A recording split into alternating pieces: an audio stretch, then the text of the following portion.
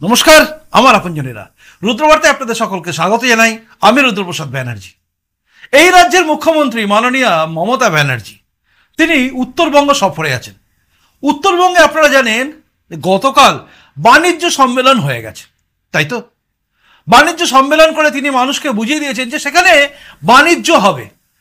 বড় বড় শিল্পপতি বাণিজ্য যারা করবেন তাদের সবাইকে বলেছেন, তিনি বুঝিয়ে এসছেন জমি নেওয়া হবে, এই হবে, সেই হবে, ওই হবে, মানে তিনি রাজ্যের সব প্রোগ্রাম দিয়ে এসছেন। বাণিজ্য সম্মেলন, উত্তরবঙ্গের মানুষ আশায় আছে কিছু না কিছু তো হবে, কিন্তু উত্তরবঙ্গের মানুষ বারবার বঞ্চিত হয়। তাই মনে হয় আওয়াজ ওঠে যে বঞ্চিত উত্তরবঙ্গ আলাদা হতে চায়। আর এই সমস্ত কিছু নিয়ে আজকের এই মুহূর্তের রুদ্রবার্তা। আপনারা জানেন যে উত্তরবঙ্গে মমতা বন্দ্যোপাধ্যায়ের সফর।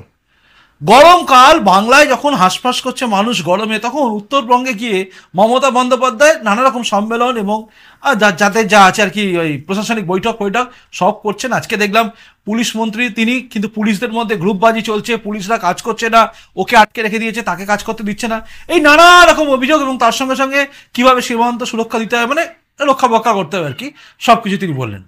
বিহার থেকে আসাম থেকে লোক চলে আসে সেটা নিয়েও বলেছেন। যাই হোক, এগুলো তো আজকের বিষয়। কিন্তু গতকাল তিনি একটা বাণিজ্য সম্মেলন করেছে, যে বাণিজ্য সম্মেলনে বসে তিনি বলেছিলেন চা কোথায়, আপনার এখানকার লোকেরা তো চায়ের ব্যাপারটা এই সমস্ত করে বলেছেন।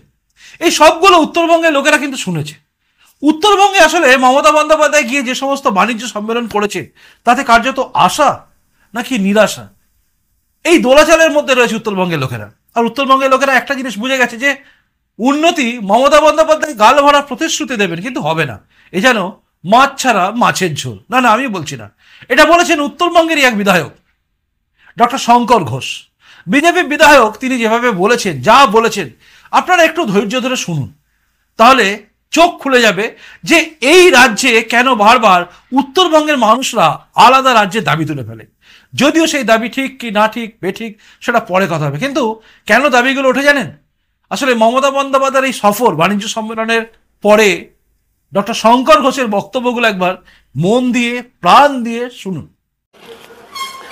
মাছ ছাড়া মাছের ঝোল, এটাই হচ্ছে আমাদের মাননীয় মুখ্যমন্ত্রীর আমাদের যে বাণিজ্য সম্মেলন এখানে করেছেন সেই সম্মেলনের নির্যাস হিসাবে আমি তুলে ধরতে চাই। এবং আপনারা এখানে দেখছেন যে শিলিগুড়ি তথা উত্তরবঙ্গের মানুষ হিসাবে আপনার মুখ্যমন্ত্রীর কাছে কি প্রশ্ন, এটাকে সামনে রেখে এরকম অসংখ্য পোস্ট, অসংখ্য কমেন্ট সবাই করেছেন। সবটা আমি তো তুলে ধরতে পারবো না, আপনারা আমার যে পেজ ইনস্টাগ্রাম টুইটারে এগুলো দেখে নিতে পারবেন। এইবার শুনুন ওনার বাণিজ্য শিল্প সম্মেলনের নামে ভাওতা এই রাজ্যের মুখ্যমন্ত্রী উত্তরবঙ্গের মানুষকে কিভাবে দেয়। আমি এর আগেও বলেছিলাম যে শিল্পের নামে অধিগৃহীত জমিতে গরু চড়ে বেড়ায়, শিল্প আসে না। একসাথে যেখানে শিল্পপতিরা উদ্যোগী হয়ে তারা তাদের কারখানা ইত্যাদি করছে, সেখানে তৃণমূলের শ্রমিক সংগঠনের নেতাদের দাদাগিরির কারণে তারা সেই চত্বর ছেড়ে পালিয়ে যায়। এবং গতকালও আপনি দেখবেন বাছাই করা লোকদের দিয়ে মমতা রাজ্যের মাননীয় মুখ্যমন্ত্রী তার প্রশংসা শুনিয়েছেন আমন্ত্রিত অতিথিদের। কারা ছিলেন আপনারা সবাই জানেন। আমি শুধু আপনাদেরকে শিল্পের নামে মমতা ব্যানার্জির ভাওতাবাজি কি দেখুন। আলিপুরদুয়ার, রায়গঞ্জ, দক্ষিণ দিনাজপুর আজ পর্যন্ত শিল্প চালু হলো না, জমি পড়ে আছে, বিনিয়োগকারী নেই। পাহাড়ে নানা গল্প শোনালেও 1 টাকাও আনতে পারেননি আজ পর্যন্ত। জেলায় জেলায় শিল্প তালুকগুলো গোচারণ ভূমিতে পরিণত হয়েছে, বড় বিনিয়োগ নেই। কুচবিহারে পাট, মেঘলা, হলদিবাড়ির টমেটো, দার্জিলিংয়ের কমলা, এলাচ, গঙ্গারামপুরের তাঁত, মালদার আম, রায়গঞ্জের তুলাইপাঞ্জি, উত্তরবঙ্গের যথেষ্ট সম্ভাবনাময় নিজস্ব প্রোডাক্ট নিয়ে আজ পর্যন্ত সরকারি স্তরে কোনো ধরনের বড় পদক্ষেপ হলো না। আমাদের বিধাননগরের আনারস, যাতে কৃষক বা অন্যান্যরা লাভবান হতে পারে। আম, কমলা, টমেটো, আনারস প্রক্রিয়াকরণ শিল্প গড়ে উঠল না, 1 টাকার বিনিয়োগ হলো না, অথচ ঘটা করে প্রতি বছর উত্তরবঙ্গের জন্য সিনার্জি হচ্ছে। তার কারণ আমাদের রাজ্যের মুখ্যমন্ত্রীকে উত্তরবঙ্গের মানুষ চেনেন না, তাকে খুশি রাখতে কোটি কোটি টাকা খরচা করা হচ্ছে।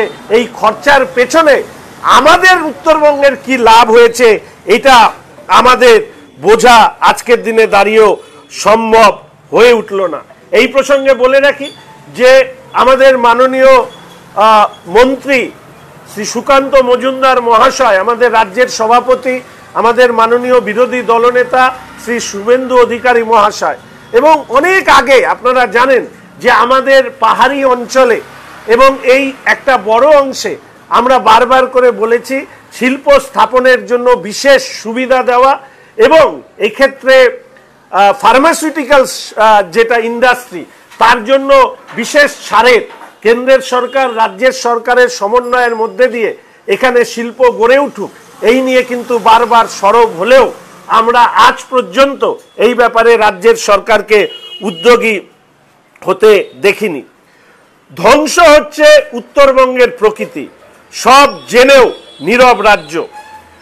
উত্তরবঙ্গ বিশ্ববিদ্যালয়ের বায়োটেকনোলজি বিভাগের একাধিক গবেষণার তথ্য বলছে মহানন্দা জলে কিলবিল করছে ক্ষতিকর ব্যাকটেরিয়া, শয়ে শয়ে সুপারবার।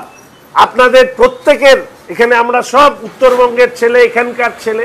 মহানন্দা নদী আমাদের পরিচয়, সেই উত্তরবঙ্গের মহানন্দা নদীর দূষণ এই পর্যায়ে পৌঁছেছে যে আজকে রাজ্যের সব থেকে দূষিত নদীর শীর্ষে মহানন্দা পৌঁছেছে।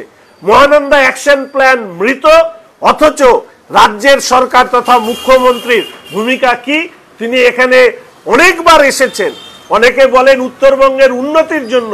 আমি মনে করি উত্তরবঙ্গের উন্নতির জন্য উনি আসেননি, উনি এসছেন উত্তরবঙ্গে, উনি ওখানে স্ট্রেসড আউট হয়ে যান, ফলে এখানে এসে একটু হাওয়া বদল করে তিনি এখান থেকে ঘুরে যান। না, মেকলিগঞ্জ সুতি থেকে শিলিগুড়ির ফুলেশ্বরী বা জোড়াপানির দূষণ ও আবর্জনার নালায় পরিণত হয়ে মরা নদীতে পরিণত হয়েছে। তিস্তা, তোরসা, রায়ডাক, জলঢাকা সহ উত্তরবঙ্গের প্রায় সব নদীগুলো হয়ে উঠেছে বালি মাফিয়াদের স্বর্গরাজ্য। স্থানীয় তৃণমূল নেতা ও পুলিশকে তোলা জমা দিয়ে লুট হচ্ছে নদীগুলো, সবাই জেনেও চুপ হয়ে গেছে। ফলে নদীগুলো গতি বদলে কোথাও ভাঙছে বসত বাড়ি, কোথাও ভাঙছে চাষের জমি।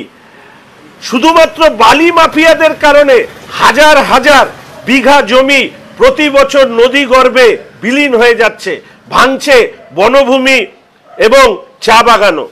বক্সা টাইগার রিজার্ভ থেকে গরুমারা বা জলদাপাড়া সর্বত্র জঙ্গল কেটে সাফ করে দেওয়া হয়েছে।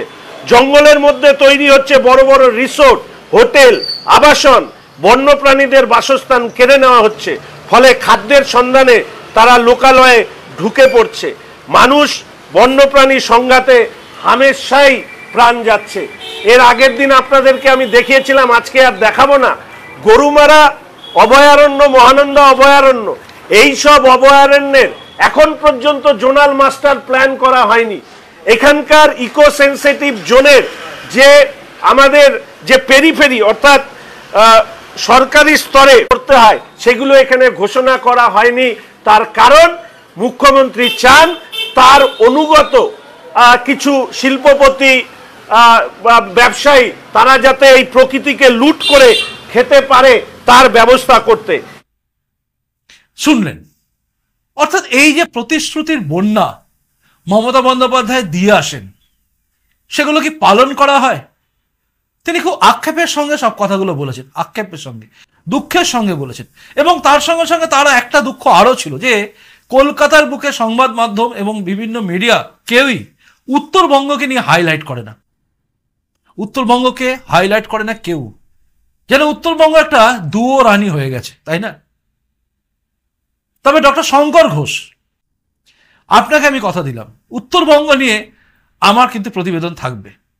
গতকাল আপনার যে বক্তব্য, যেখানে আপনার দুঃখ ছিল যে কেউ করে না, অন্তত কেউ না করুক, আমি রুদ্রবার্তার তরফ থেকে ক্ষুদ্র প্রচেষ্টা করব আপনার উত্তরবঙ্গের সমস্যাগুলোকে সামনে আনার, যেগুলো আপনারা সামনে আনবেন সেগুলোকে।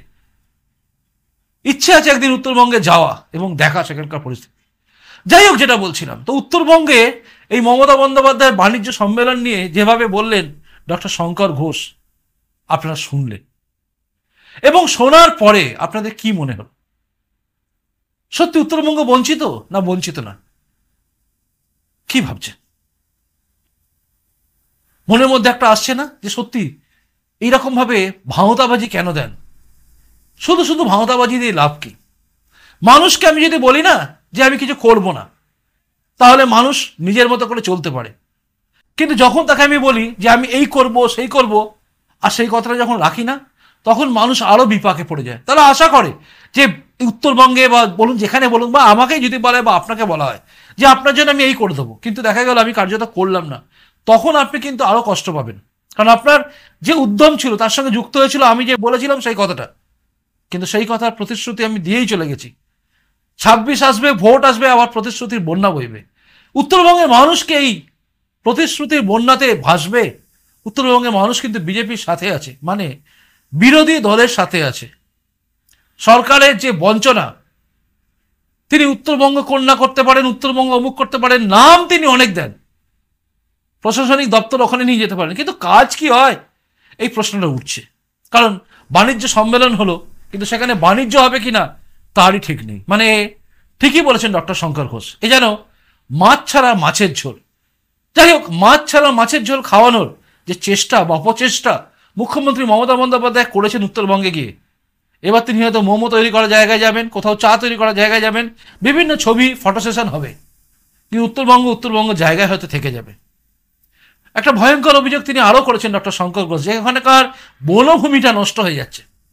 ভাবে বলতে চাই, উত্তরবঙ্গের পরিবেশ হচ্ছে উত্তরবঙ্গের মেরুদণ্ড। ব্রিটিশরা যেরকম ভারত লুট করেছিল, আর তৃণমূল লুট করছে উত্তরবঙ্গের প্রকৃতি পরিবেশ। প্রকৃতি লুটকে আইনি বৈধতা দিয়েছে তৃণমূল কংগ্রেসের সরকার, এবং আজকের দিনে দাঁড়িয়ে উত্তরবঙ্গকে সর্বশান্ত করার এই চেষ্টার আমরা বিরোধিতা করি। ভাবার বিষয়, ভাবতে হবে আপনাকে আমাকে,